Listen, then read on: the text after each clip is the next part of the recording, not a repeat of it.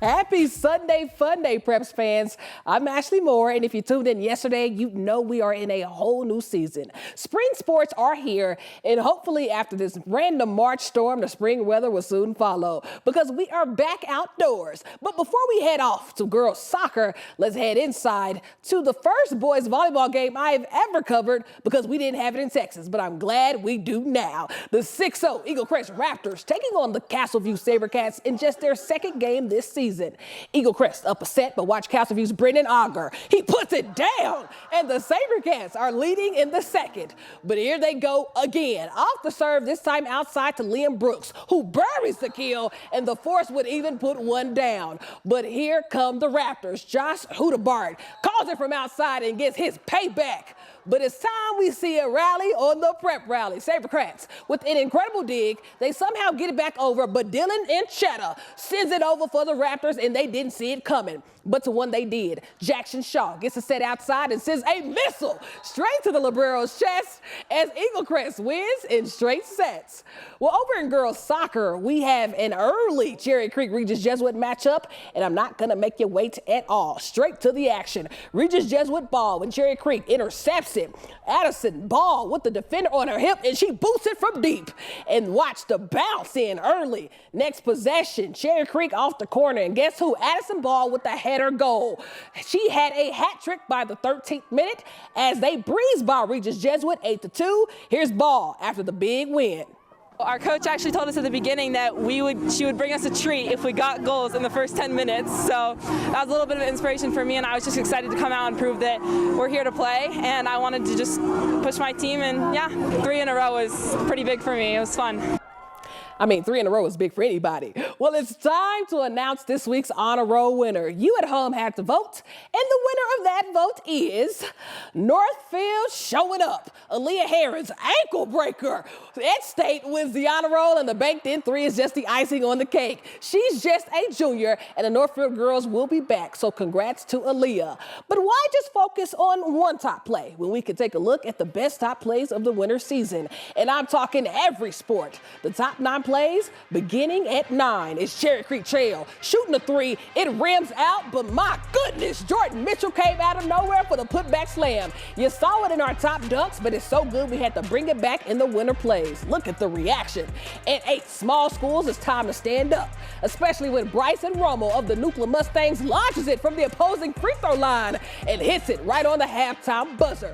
But at 7 is Regis Jesuit on the breakaway when Alex Ward scores not once, but twice. Let's see that again in slow-mo. First, he scores off the crossbar, and then again from backdoor. But of course, only one counted, but you scored twice in my heart. Well, at 6, final seconds in the final 4. Tie game when Thunder Ridge's Andrew Crawford tries the game winner, but Tommy White puts it back on the buzzer to send Thunder Ridge back to state, and his team goes absolutely wild. At 5 is a state champion and future Olympian. Pine Creek's Madison Menteco beats her own 4A state record in the 500 free, and she laps everybody by 3 whole seconds for the record.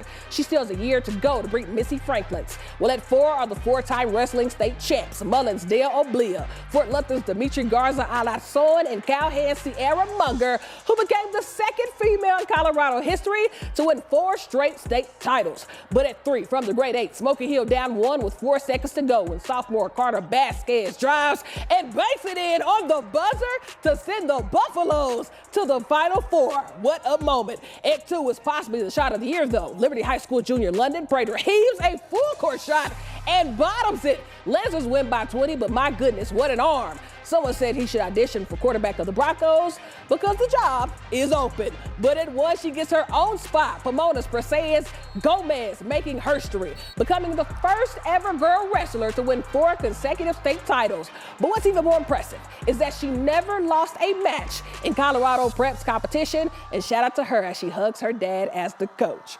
Well, speaking of great women, today we are celebrating the 50th anniversary of Sports Women of Colorado, a nonprofit dedicated to promoting, honoring, and empowering girls and women in sports over the last half century. Well, Sports Women of Colorado is hosting their annual award banquet today, honoring women sports leaders, and guess what? It's in its 50th year. But ahead of our big nights, our Ariel Sudo sat down with Marsha Neville to talk about the importance of this moment.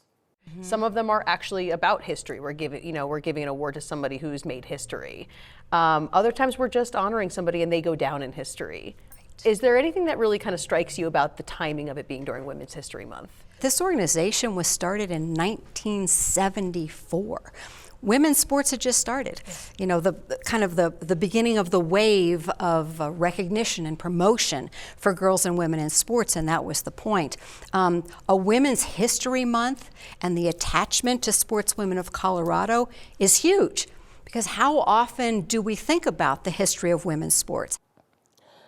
Well, speaking of a girl who's set to be honored today, she has done it again. For the second consecutive year, Grandview Sienna Betts was named Colorado's Gatorade Player of the Year in girls basketball for the 2023-24 season. The 6'4" junior forward received the announcement Thursday after a season average of 22.5 points, 15.6 rebounds, 4 assists, 3 blocks, and 2 steals, helping Grandview reach the Class 6A Sweet 16. Most importantly, the UCLA commit has a 4.3 GPA, and we still get to watch her dominate for a whole nother season. So major congrats to Sienna for blazing your own trail. Well, reminder, we can't be everywhere. So if you're ever at a game and see something you'd like featured on the Prep Rally, just send it over. That's all, folks. I'm Ashley Moore, and we'll see you next time right here on the 9 News Prep Rally.